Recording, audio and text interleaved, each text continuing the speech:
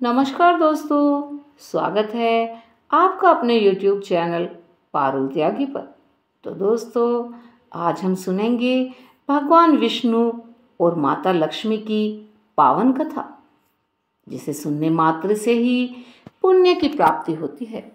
और हाँ दोस्तों, कभी भी कथा सुनते हुए या पढ़ते हुए उसे आधा अधूरा छोड़कर जाने की गलती बिल्कुल ना करें, क्योंकि जैसे हम बीच में भोजन नहीं छोड़ सकते, ऐसे ही हमें बीच में कोई कथा नहीं छोड़नी चाहिए। पूरी कथा सुनना और उससे ज्ञान प्राप्त करना अत्यंत महत्वपूर्ण माना गया है। तो आइए दोस्तों, सुनते हैं भगवान विष्णु की पावन कथा। एक बार की बात है, भगवान विष्णु जी शेषनाग पर बैठे बैठे विचार कर रहे थे कि मुझे धरती पर गए हुए कई साल बीत गए हैं। आज मैं धरती पर घूम कर आता हूँ। और ऐसे सोचते सोचते भगवान विष्णु अपनी यात्रा की तैयारी में लग गए। अपने स्वामी को तैयार होता देखकर माता लक्ष्मी पूछ बैठी, आज सुबह सुबह कहाँ जाने की तैयारी हो रही है स्वामी? तब भगवान विष्णु ने कहा कि हे लक्ष्मी, मैं धरती लोक पर घूमने जा रहा हूँ। तब माता लक्ष्मी कुछ सोच विचार कर कहने लगी कि हे स्वामी, क्या मैं भी आपके साथ चल सकती हूँ? तब भगवान विष्णु ने कुछ देर मौन रखा और फिर उसके बाद कहा, चल तो सकती हो लक्ष्मी, लेकिन एक शर्त पर। तब माता लक्ष्मी थोड़ी परेशान हुई और बोली कि क्या शर्त है स्वामी? तब भगवान विष्णु ने कहा, मेरी शर्त ये है कि धरती पर पहुंचकर तुम उत्तर दिशा की ओर बिल्कुल न मत देखना।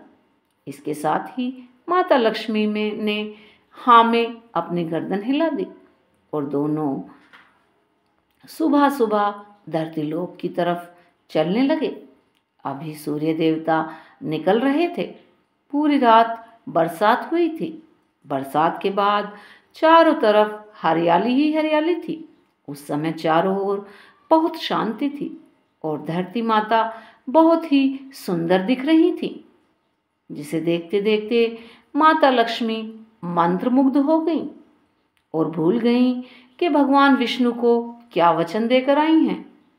और देखती देखती चारों ओर कब उत्तर की दिशा में देखने लगीं, उन्हें पता ही न चला। उत्तर दिशा में माता लक्ष्मी को एक बहुत ही सुंदर खेत नजर आया। उस तरफ से भीनी भीनी खुशबू आ रही थी और बहुत ही सुंदर सुंदर फूल खिल रहे थे। यह एक फूलों का छोटा सा खेत था।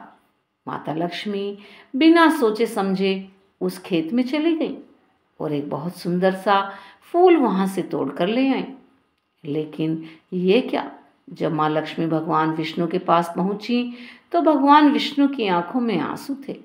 और भगवान विष्णु ने माता लक्ष्मी को कहा कि कभी भी किसी से बिना पूछे उसका कुछ भी नहीं लेना चाहिए। और साथ ही अपना वचन भी याद दिलाया कि लक्ष्मी, मैंने पृथ्वी पर आने से पहले तुम्हें क्या शर्त रखी थी? तब माता लक्ष्मी को अपनी भूल का पता चला तो उन्होंने भगवान विष्णु से इस अपराध के लिए माफ़ी मांगी। तो भगवान विष्णु ने कहा कि तुमने जो भी भूल की है लक्ष्मी, उसकी सजा तो तुम्हें अवश्य ही मिलेगी। जिस माली के खेत से तुमने बिना पूछे फूल तोड़ा है, ये एक प्रकार की चोरी है। इसीलिए अब तुम 3 साल तक माली के घर में नौकर बनकर रहोगी। उसके बाद मैं तुम्हें बैकुंठ में वापस बुला लूंगा। और माता लक्ष्मी ने चुपचाप अपने सर झुकाकर हाँ कर दी। और माँ लक्ष्मी एक गरीब औरत का रूप धारण करके उस खेत के मालिक के घर पहुंच गई। घर क्या, बेचारे का एक टूटा फूटा झोंपड़ा था और मालिक का नाम माधव था। माधव की पत्नी, 2 बेटे और 3 बेटियां थीं। सभी उस छोटे से खेत में काम करके किसी तरह से अपने जीवन को गुजर बसर कर रहे थे। माता लक्ष्मी जब एक साधारण और गरीब औरत बनकर माधव के झोंपड़े पर गई तो माधव ने पूछा कि तुम कौन हो और इस समय तुम्हें हमसे क्या चाहिए? तब माता लक्ष्मी ने कहा कि मैं एक गरीब औरत हूँ, मेरी देखभाल करने वाला इस दुनिया में कोई नहीं है। मैंने पिछले 2 दिनों से कुछ भी नहीं खाया है। तुम मुझे खाना दे दो और उसके बदले कोई काम दे दो। मैं तुम्हारे घर का काम कर दिया तो करूँगी, बस मुझे अपने घर में एक कोने में आसरा दे देना और खाने के लिए भोजन दे देना। माधव बहुत ही अच्छे दिल का मालिक था। उसे उस औरत पर दया आ गई, लेकिन उसने कहा कि बहन, मैं तो बहुत गरीब हूँ, मेरी कमाई से मेरा घर का खर्च भी बड़ी मुश्किल से चलता है। लेकिन मेरी 3 बेटियां हैं, अगर 3 की जगह 4 बेटियां होती तो भी तो मैंने गुजारा करना था। अगर तुम मेरी बेटी बनकर जैसा रूखा सूखा मैं खाता हूँ उसी में खुश रह सकती हो तो बेटी अंदर आ जाओ। माधव ने माता लक्ष्मी को अपने झोंपड़े में शरण दे दी और माता लक्ष्मी 3 साल तक उस माधव के घर पर नौकरानी बनकर रही।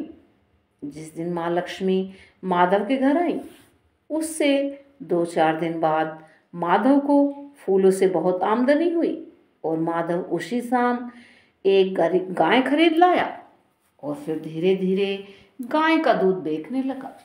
उधर फूलों की खेती, इधर गाय का दूध। उससे माधव का वो गुजारा अच्छे से चलने लगा और धीरे धीरे माधव ने बहुत कुछ काम कर लिए। जैसे उसने थोड़ी सी ज़मीन भी खरीद ली और सबने अपने लिए अच्छे अच्छे कपड़े भी बनवा लिए और धीरे धीरे माधव ने एक बड़ा पक्का घर भी बनवा लिया। बेटी और अपनी पत्नी के लिए गहने भी बनवा लिए और अब उसका मकान भी बहुत बड़ा हो चुका था। माधव हमेशा सोचता कि ये सब मुझे मेरी चौथी बेटी के आने के बाद मिला है। इस बेटी के रूप में मेरी किस्मत खुल गई है और अब ऐसे ही मुझे 3 साल बाद बीत गए हैं। लेकिन माता लक्ष्मी अब भी घर में और खेत में काम करती थी। एक दिन माधव जब अपने खेतों से काम कर ख़त्म करके अपने घर आया तो उसने अपने घर के सामने दीवार पर एक देवी स्वरूप गहनों से लदी हुई एक औरत को देखा। ध्यान से देखकर माधव को पहचानते हुए देर न लगी कि यह कोई और नहीं, मेरी चौथी बेटी यानी वही औरत है। और वह पहचान गया कि यह तो माता लक्ष्मी है। अब तक माधव का पूरा परिवार बाहर आ गया था और सब हैरान होकर माँ लक्ष्मी को देख रहे थे। माधव और उसके परिवार वाले हाथ जोड़कर बोल रहे थे कि हे माँ, हमें माफ़ कर दो, हमने अनजाने में तुमसे घर का और खेतों का काम करवाया है। हे माँ, ये हमसे कैसा अपराध हो गया। हे माता, हे जगत जननी, हमें माफ़ कर दो। अब तो माता लक्ष्मी मुस्कुराई और बोली, माधव, तुम बहुत ही अच्छे और दयालु व्यक्ति हो। तुमने मुझे अपनी बेटी की तरह पाला है, अपने परिवार के सदस्यों की तरह प्यार किया है। इसके बदले मैं तुम्हें वरदान देती हूँ कि तुम्हारे पास कभी भी अन्न, धन और खुशियों की कोई कमी न रहेगी। तुम्हारे सारे दुख समाप्त होंगे और तुम्हें वो सभी सुख मिलेंगे जिसके तुम हकदार हो। और फिर माता लक्ष्मी अपने स्वामी के द्वारा भेजे रथ में बैठकर बैकुंठ को चली जाती हैं। तो दोस्तों, इस कहानी में माता लक्ष्मी का संदेशा है कि जो लोग दयालु और साफ दिल के होते हैं, माता लक्ष्मी वहीं निवास करती हैं। हम सभी को आपस में मनुष्य की मदद करनी चाहिए और गरीब से गरीब को भी तुच्छ नहीं समझना चाहिए, क्योंकि माता लक्ष्मी की जिस पर कृपा होती है वो कभी गरीब नहीं होता है। और हे माता लक्ष्मी, जो भी व्यक्ति इस कहानी को ध्यान से सुने उसके घर भंडार अवश्य ही भरना। बोलिए भगवान विष्णु और माता लक्ष्मी की जय हो। तो दोस्तों, आपको ये हमारी कथा कैसी लगी?